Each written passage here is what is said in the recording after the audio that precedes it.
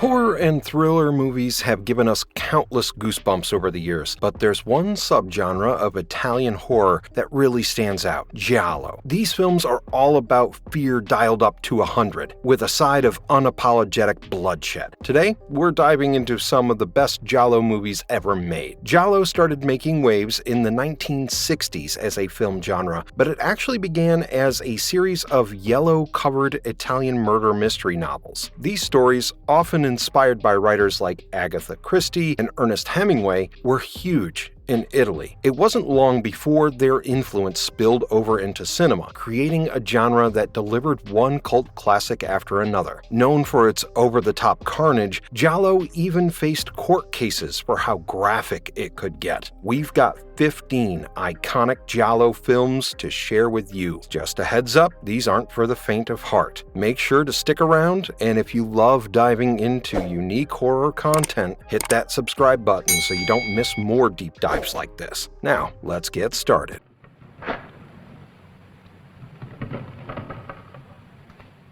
The Girl Who Knew Too Much, 1963. Released in 1963, The Girl Who Knew Too Much is often considered the first Giallo on the big screen. Directed by Mario Bava, who later became a master of the genre, this movie is horror at its best. The film opens with Nora David, who we come to know as an avid reader of pulp fiction and murder mysteries. Nora is leaving for Rome to stay with her aunt. Upon arrival in Italy, she gets the shock of her life when she finds her aunt dead on the very night of her arrival. Nora freaks out and flees her aunt's house, wandering through the streets of Rome where she witnesses a murder. She rushes to report what she has seen, but has a hard time proving her point because there is no corpse to be found in the location. Nora is also confused and starts to believe it's all a result of reading too many murder mystery novels. But soon enough, murders start to take place in the area one after the other. The city goes into panic mode when the murders are known to have been committed by a mysterious alphabet killer who is infamous for choosing his victims alphabetically. Unknowingly, Nora becomes entangled in a series of crimes which she tries to now solve herself by teaming up by Dr. Marcello Bassi, played by John Saxon. The gripping climax reveals the secrets about the truth of the killer. The film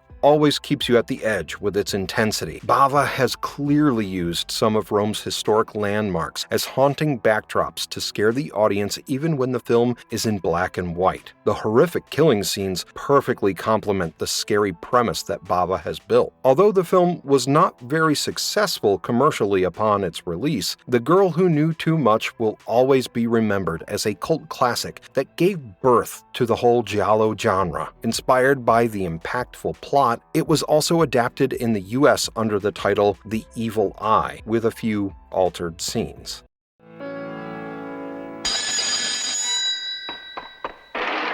Deep Red, 1975. Deep Red is directed by another master of the Giallo genre, Dario Argento. The movie opens with a murder sequence as the opening credits roll in. An unseen figure is seen stabbing another at a family home during Christmas. A child becomes the witness as a bloody knife falls close to its feet. Cut to 20 years later in Rome, where we see a psychic medium, Helga Ullman, chairing a parapsychology conference in a theater where suddenly she feels the murderous energy of someone in the audience. Helga confides to one of the members that she can identify this person, but unknown to her, someone else is also listening from the shadows. Helga's life is now in danger. She is followed on her way back home by a mysterious figure. Soon after she reaches her apartment, the killer breaks in and tries to hack Helga to death. While all this is happening, a jazz pianist, Marcus Daly, played by David Hemmings, happens to witness the unfolding murder from a piazza across the street. He watches in horror and rushes to the apartment to save Helga as the killer pushes her through the window, cutting her throat through the glass. Unfortunately, he couldn't arrive on time, and the killer had already fled the scene. While the police arrive, Marcus tries to remember a missing painting from the house, which becomes his only clue in the case. He couldn't catch the killer, but becomes obsessed with solving the crime, teaming up with an attractive journalist, Gianna Brezzi, played by Daria Nicolodi, to investigate the identity of the black-gloved killer. During the investigation, dark truths emerge related to a past murder and involving a drying corpse in a local haunted house where a haunting lullaby is sometimes heard. The climax is particularly horrific when the real psychology of the killer is revealed. Deep Red is a perfect example of the Giallo genre, with its horrific murder scenes and over-the-top suspense, especially the scenes of the blistering death of Amanda Righetti, and the other one where the killer is beheaded gives you nightmares. A Child's Lullaby is used as a haunting background score that runs throughout the film, sending further chills down the spines. The horror shown in Deep Red still continues to captivate and disturb audiences nearly 5 decades after its release.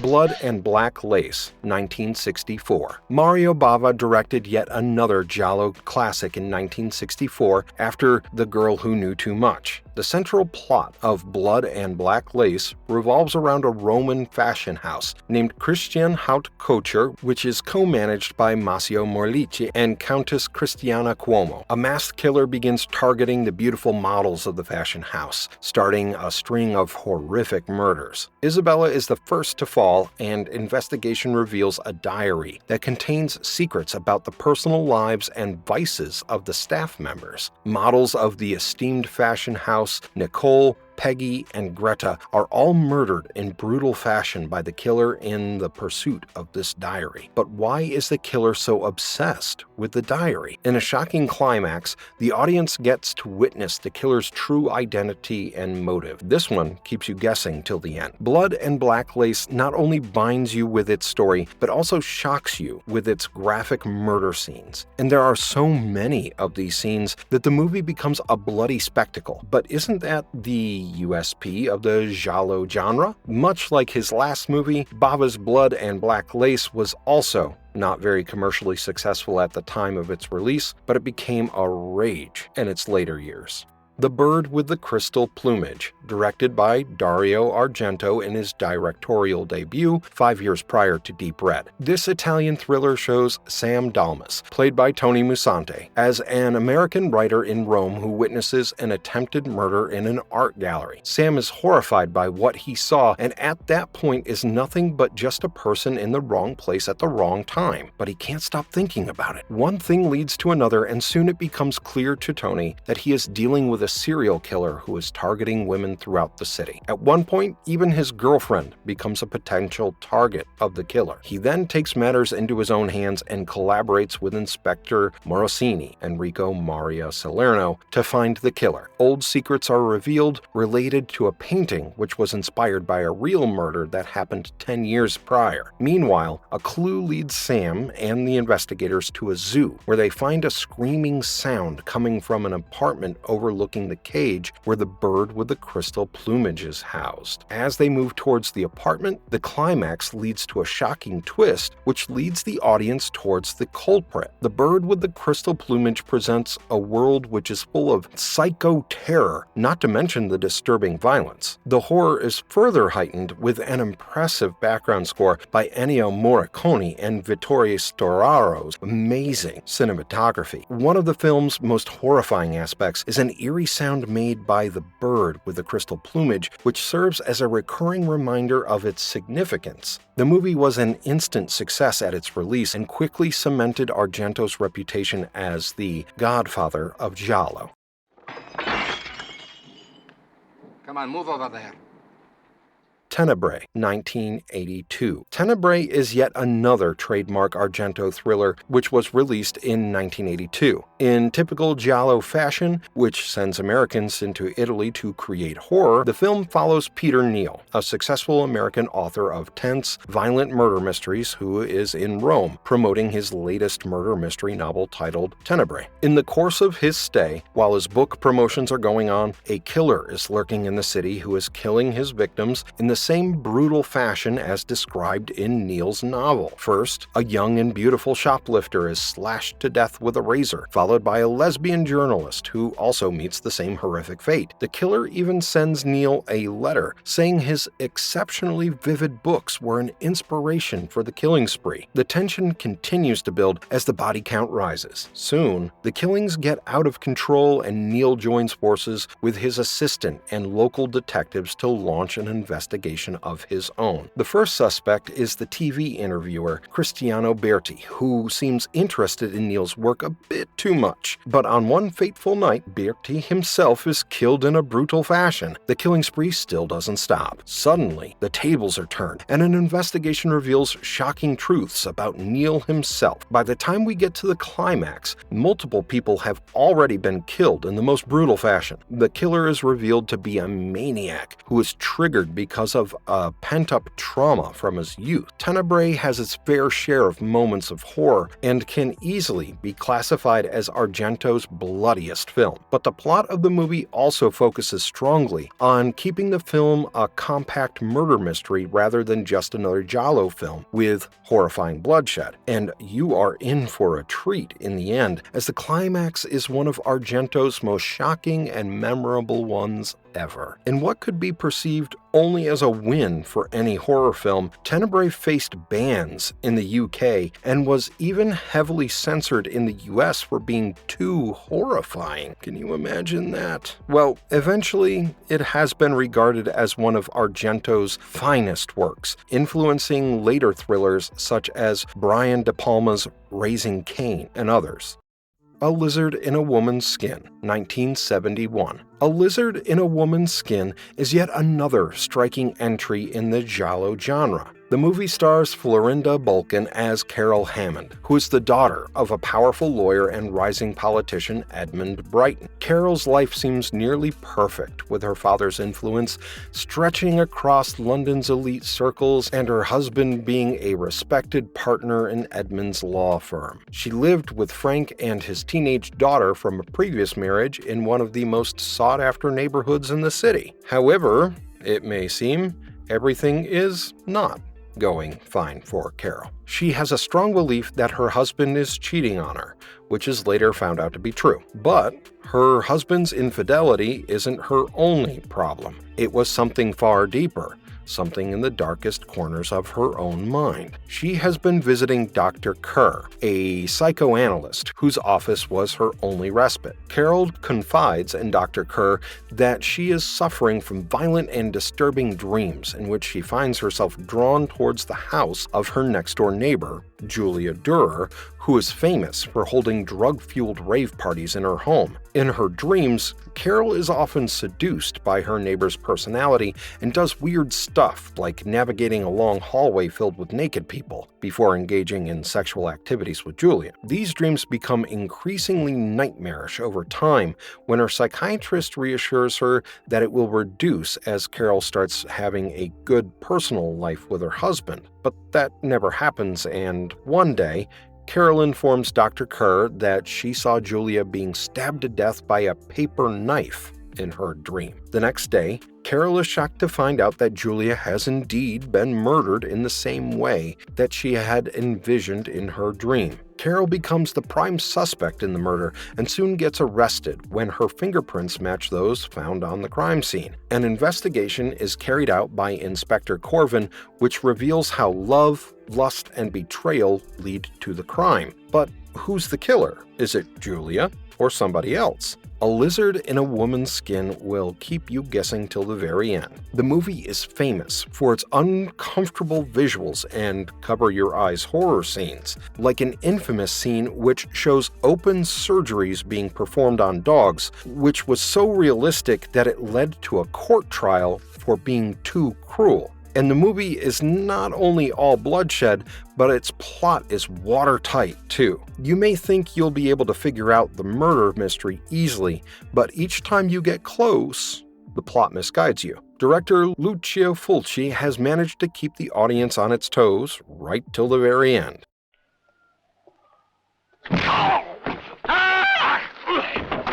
Torso, 1973. Directed by Sergio Martino, Torso is a typical Italian giallo film that also resembles the slasher genre a lot. The movie is set in the city of Perugia, which becomes a center point of brutal murders specifically targeting students from art universities. A psychosexual killer is on the loose, using a red and black scarf to strangle his victims, creating a huge terror among the students, especially Danny, Jane, Katja, and Ursula. As the body count keeps on rising, they get extremely scared and decide to hide in a secluded villa to escape the killer. But can they? In the climax, Jane is the only one to survive the murder fiasco and is trapped in the villa with the dismembered bodies of her friends, creating an atmosphere of intense horror. The killer is revealed to be someone who you least expected it to be. He is guided by misogynistic motives which are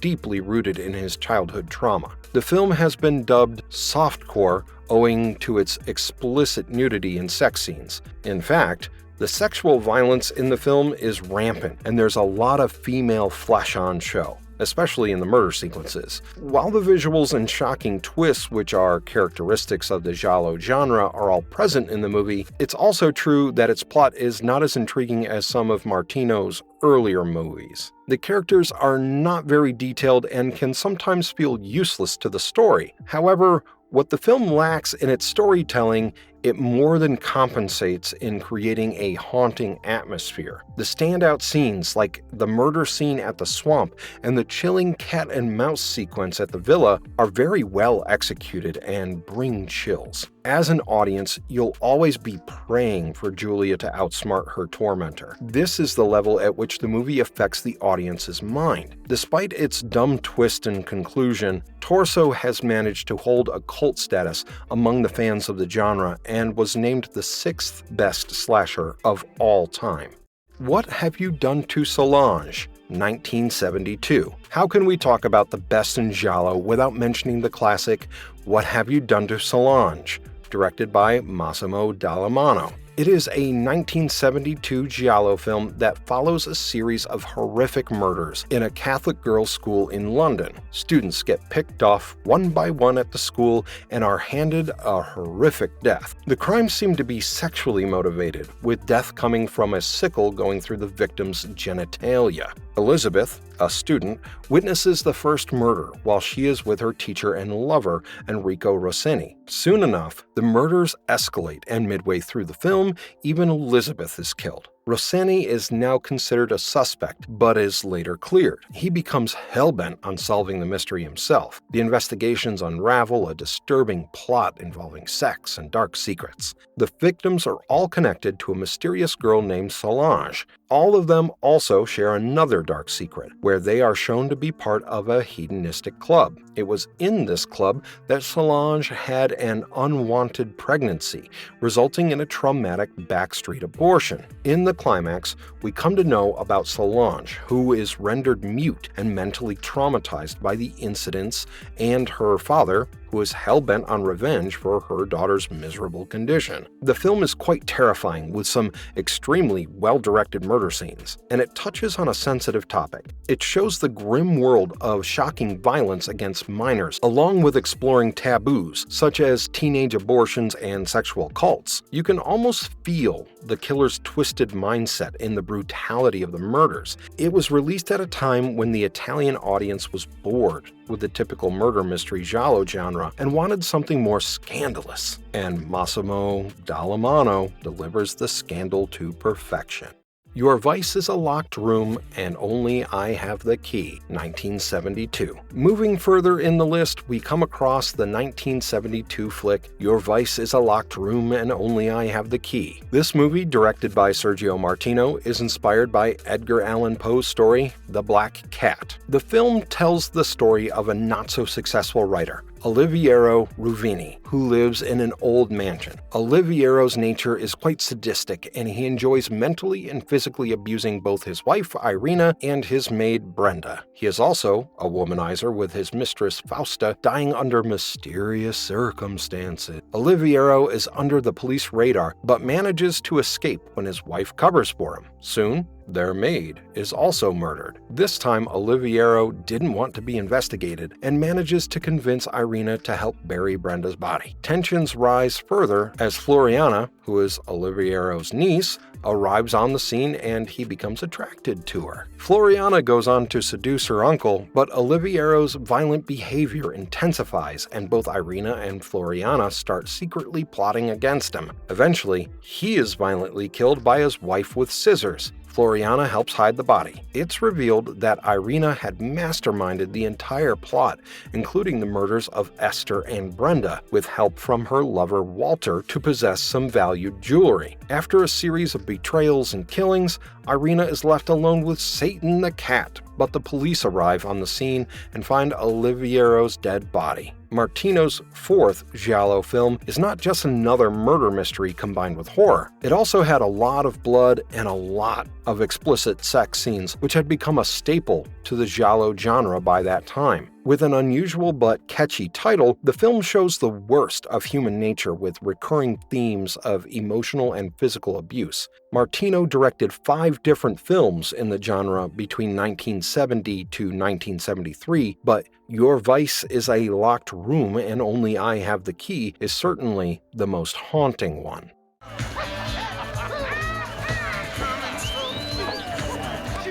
Cruising, 1980. This Al Pacino starter crime thriller was released in 1980. The film also stars Paul Sorvino and Karen Allen in major roles and tells the story of New York City's gay S&M and leather bars of the late 70s. Steve Burns, played by Pacino, is a young officer who is sent to the meatpacking district, being tasked with tracking down a serial killer who is preying on gay men. As he dives deeper into the case, Burns begins to question his own identity, relationships, and mortality, culminating in an ambiguous and chilling climax. The film's plot is filled with continuous tension as Burns befriends his neighbor, Ted, Don Scardino, while grappling with his undercover persona. He happens to arrest a waiter, Skip Lee, for interrogation, but then realizes that Lee was just being coerced into confession simply because he was gay. This is very disturbing for Burns, who becomes disillusioned with the case and wants to quit. However, he carries on at the behest of his superiors. After some more findings, Burns encounters a schizophrenic music student named Stuart Richard, who gives him the serial killer vibes. In the climax, Burns lures Richards for sex, who happens to pull out his knife to stab him, but gets stabbed in return by a careful Burns. Richards is taken into custody and solid evidence is found against him in one of the murders. In the end, we see Burns in his house after being promoted for solving the case. As he shaves his beard, his girlfriend Nancy is seen wearing Burns' leather jacket, cap, and aviator sunglasses exactly like what the killer wore. This particular ending leaves a lot of unanswered questions. The movie is a psychological thriller that feels all the more real when you know the backstory that Friedkin used real gay S&M clubs and even paid amateurs to work as extras. The horrific murder scenes, powered by a strong performance by Al Pacino, made the movie unforgettable. And while it is criticized for the rather incomplete ending, the cliffhanger only adds to its haunting psychological nature. However, the movie fell into controversy when it was labeled homophobic. Gay rights groups protested its production and release, fearing it wrongly portrayed the lives of LGBTQ+ community. The film remains controversial, but it is also appreciated for the way in which it explores the taboos associated with homosexuality.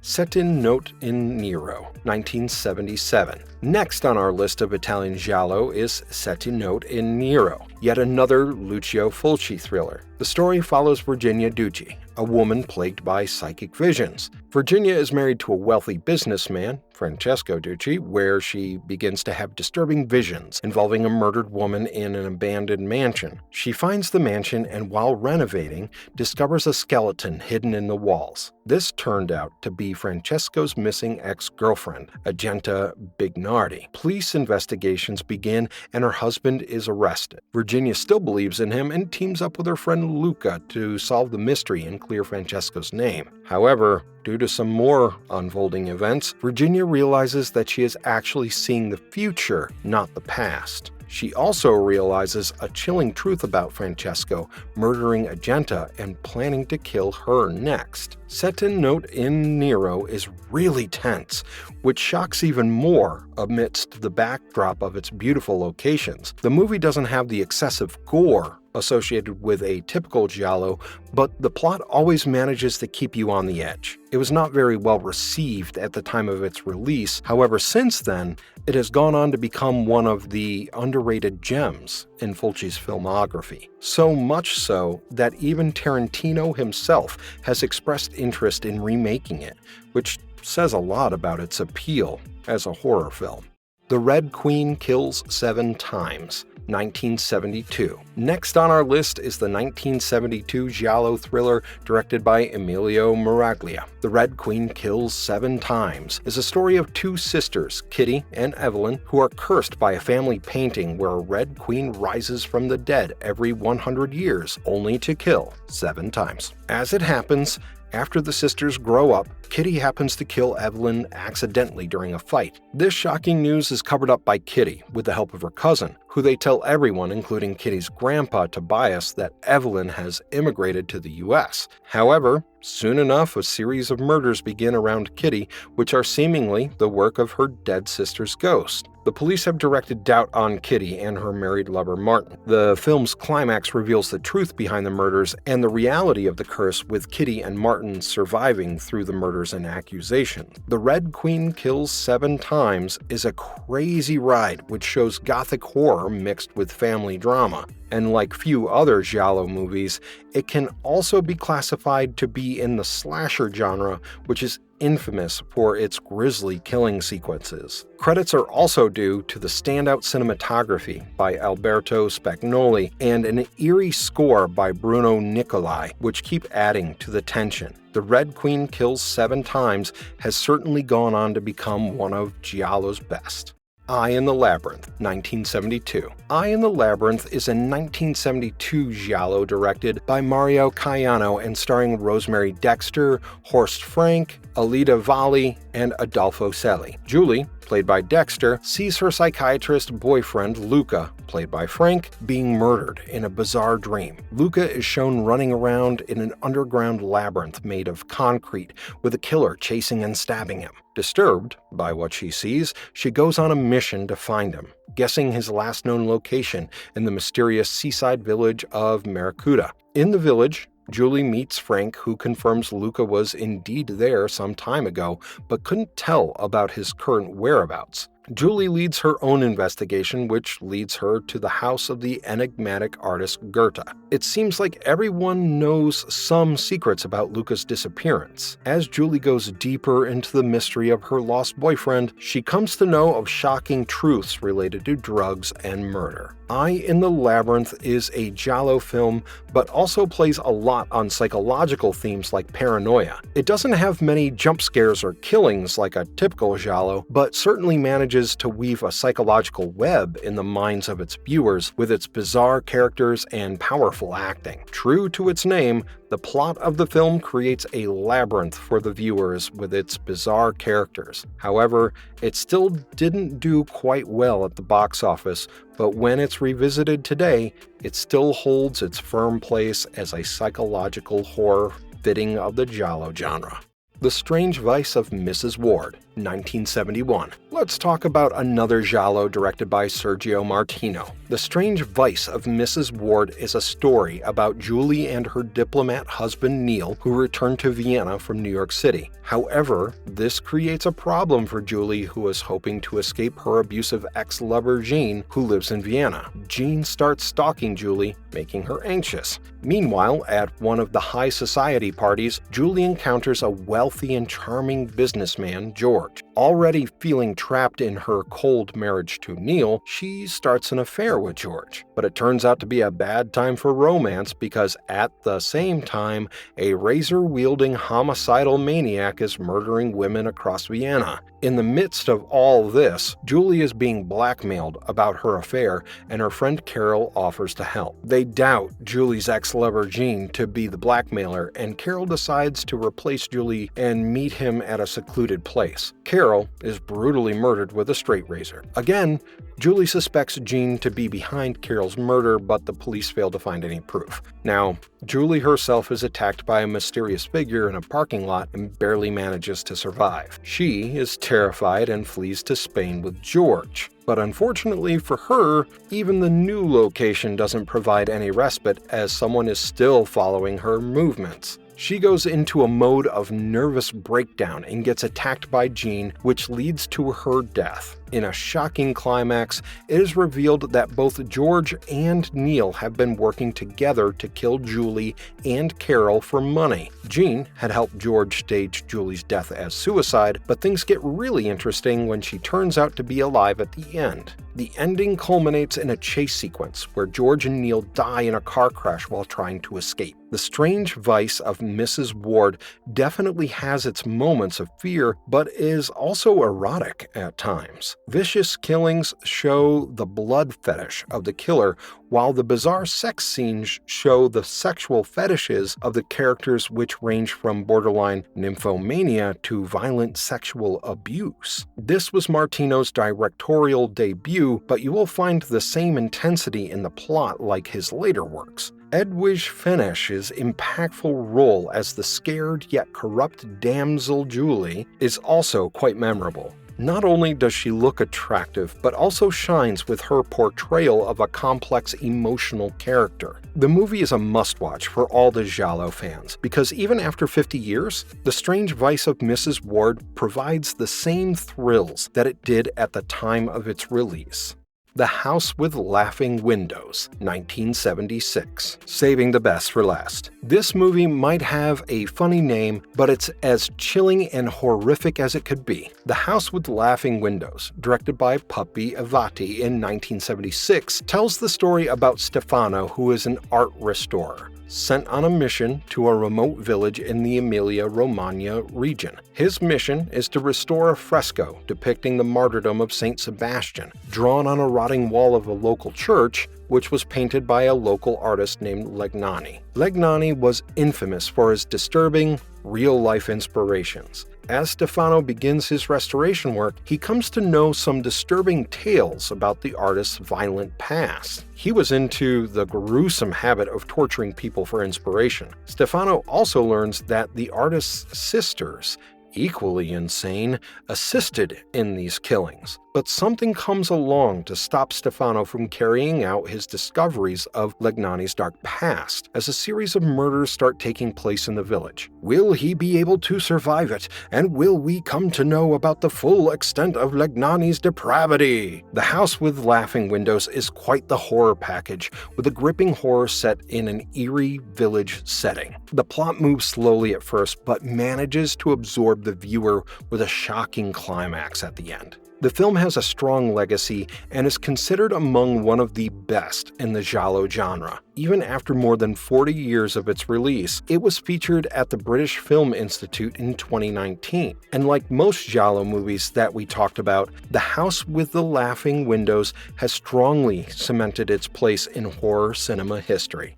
Marvelous verdict. Giallo movies are known for their over-the-top violence and blood, but there's more to them than just shock value. They've got these super tight plots and endings that leave you speechless. They actually started as adaptations of murder mystery novels, but they quickly turned into their own genre and now have a serious cult following in the horror thriller scene. It's crazy how people love them even more now than when they first came out. If you're into content like this, make sure to like, share, and subscribe. And let me know in the comments, what's your favorite Giallo film? Or if you're new to the genre, which one are you planning to watch first?